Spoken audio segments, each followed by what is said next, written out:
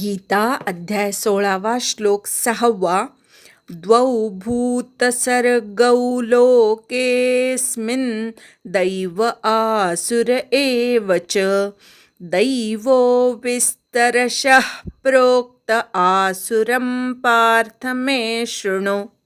द्वौ दोन मात्रा आहेत, त्याचा उच्चार ऐकू येऊ देत. द्वौ भूतसर्गौ, भू दीर्घ आहे, इथे पण गवर दोन मात्रा आहेत, त्या ऐकू येऊ दे. भूतसर्गौ लोकेस्मिन, के वाढवायचा आहे, त्या अवग्रहावर आघात घ्यायचा. लोकेस्मिन, अस्मिन असं ऐकू येईल. दैव आसुर एवच, दैवो विस्तरशः, अर्धा विसर्ग उच्चार, विस्तर मधल्या वीवर आघात. प्रोक्त आसुरम, अनुस्वाराचा म. पार्थ मे शृणु, शेवटचा णू पटकन म्हणायचा, ऱ्हस्व आहे म्हणून. द्वौ भूतसर्गौ लोकेस्मिन् दैव आसुर एव च द्वौ भूतसर्गौ लोकेस्मिन् दैव आसुर एव च द्वौ भूतसर्गौ लोकेस्मिन् दैव आसुर एव च द्वौ भूतसर्गौ लोकेस्मिन् दैव आसुर एव च दैवो विस्तरशः प्रोक्त आसुरं पार्थ मे शृणु.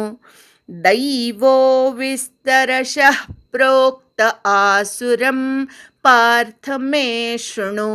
दैवो विस्तरशः प्रोक्त आसुरं पार्थ मे शृणु. दैवो विस्तरशः प्रोक्त आसुरं पार्थ मे शृणु. दैवो विस्तरशः प्रोक्त आसुरं पार्थ मे शृणु. द्वौ भूतसर्गौ लोकेस्मिन् दैव आसुर एव च दैवो विस्तरशः प्रोक्त आसुरं पार्थ मे शृणु. संधी विग्रह.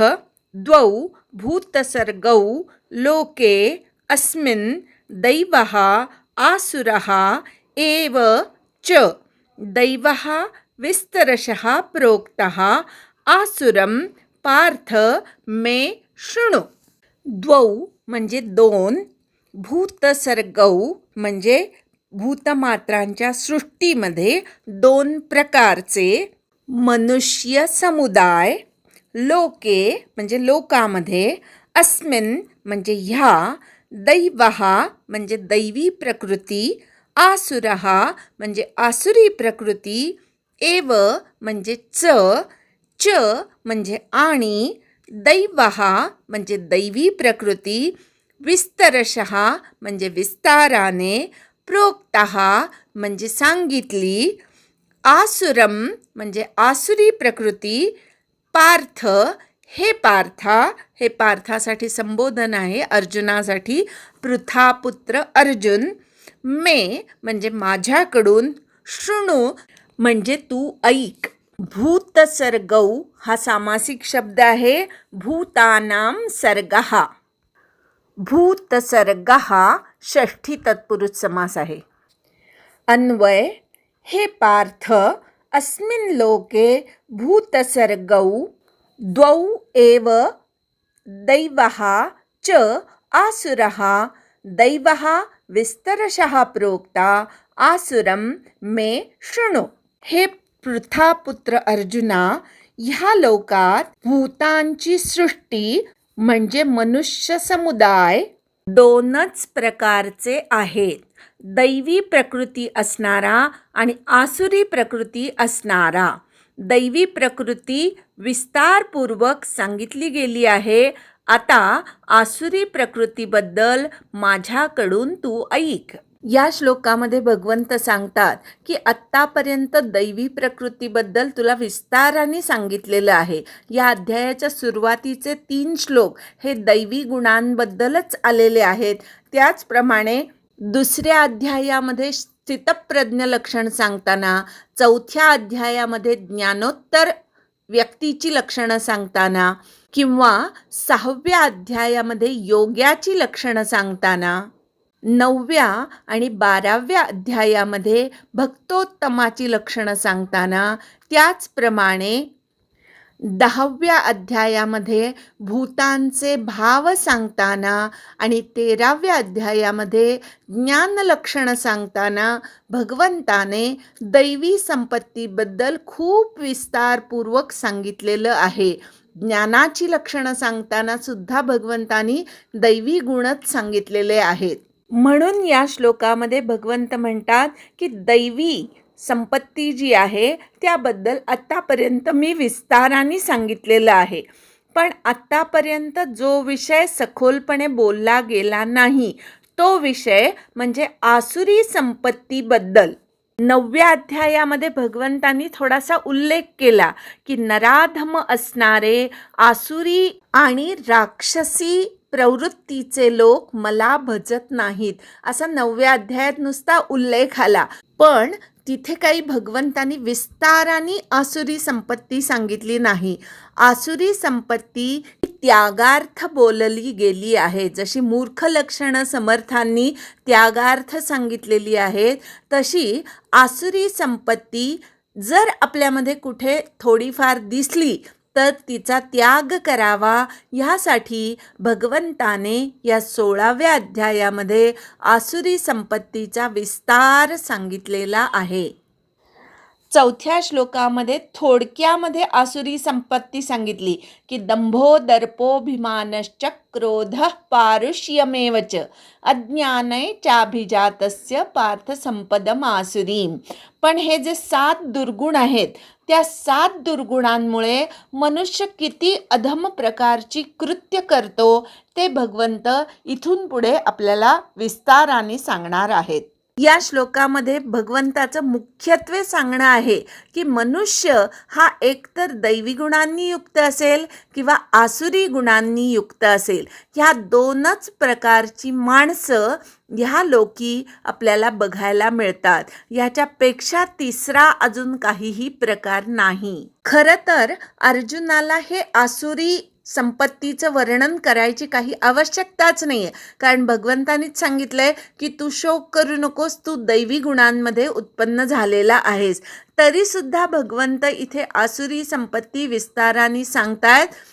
त्याचं कारण असं आहे की अर्जुन ज्यांना स्वतःचे बांधव समजतोय, गुरु, पितामह, मामा, काका असे समजतो आहे, ते सगळे बांधव कसे आसुरी संपत्तीने युक्त आहेत हे अर्जुनांनी जाणून घ्यावं आणि मग त्यांच्याशी युद्ध करावं.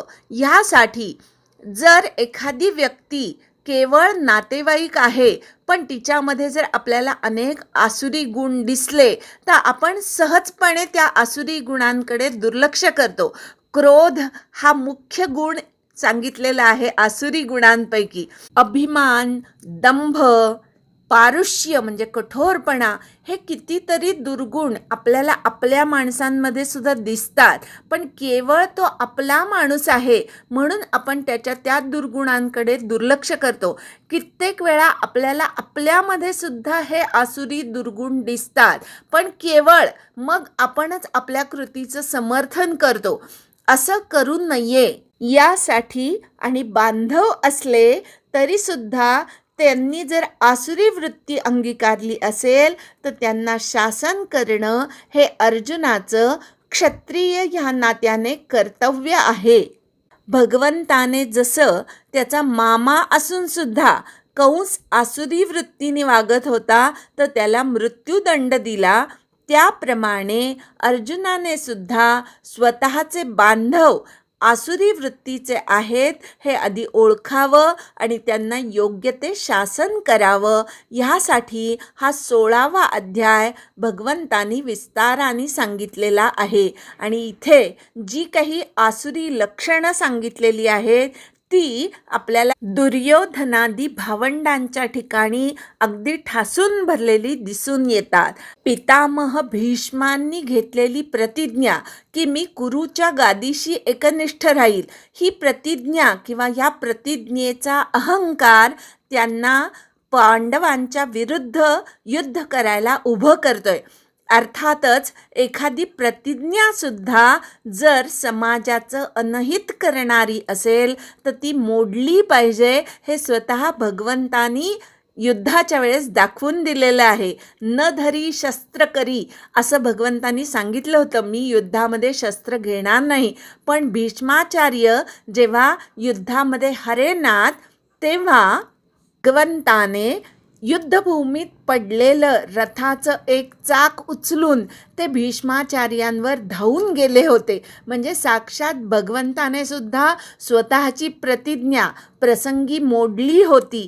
भगवंताला हेच सांगायचं आहे की आपल्या प्रतिज्ञेपेक्षाही समाजाचं हित हे जास्त महत्त्वाचं आहे. आणि कितीही मोठा ज्ञानी असू दे, त्यांनी जर एखादी प्रतिज्ञा केली तर त्या प्रतिज्ञेमुळे जर समाजाचं अनहित होत असेल तर त्याने ती प्रतिज्ञा मोडावी. भीष्माचार्यांनी सुद्धा कौरवांच्या गादीचं सेवकत्व पत्करलं होतं. मग त्या कौरवांच्या गादीवर कशाही प्रकारचे राजे बसू देत, दुर्वर्तनी जरी राजे असले तरी त्यांची सेवा मी करीन. हा जो भीष्माचार्यांचा दुराग्रह होता, ती सुद्धा एक प्रकारची आसुरी संपत्ती आहे, हे भगवंताला इथे सांगायचंय. त्याचप्रमाणे गुरु द्रोणाचार्य हे सुद्धा युद्धामध्ये होते कौरवांच्या बाजूनी. त्याचं कारण ते सांगतात की पुरुषो अर्थस्य दासहा, ज्याच्याकडून धन मिळवलं त्याच्या विरुद्ध कसं काय लढायचं. त्यांनाही माहिती होतं कौरवांची बाजू चुकीची आहे किंवा कौरव हे दुर्वर्तनीय आहेत, पण खाल्ल्या मिठाला जागायचं म्हणून केवळ ते कौरवांच्या बाजूनी उभे होते. अर्थातच ज्यांच्यावर अर्जुनाची निष्ठा होती ते भीष्म द्रोणसुद्धा कशा प्रकारे आसुरी वृत्तीने वागलेले आहेत हे अर्जुनाला कळावं. कौरवादी भावंड सगळी त्यांच्या ठिकाणी तर आसुरी वृत्ती आपल्याला पदोपदी दिसते, हे समजून घेऊन कौरवांनी बांधवांबद्दलचं प्रेम बाजूला ठेवावं आणि प्राणपणाने स्वतःचं कर्तव्य म्हणून युद्ध करावं. यासाठी भगवंताने या अध्यायामध्ये आसुरी संपत्ती विस्ताराने सांगितलेली आहे. एकदा हा श्लोक म्हणूया आणि थांबूया. द्वौ भूतसर्गौ लोकेऽस्मिन् दैव आसुर एव च दैवो विस्तरशः प्रोक्त आसुरं पार्थ मे शृणु. हरि ओम तत्सत्.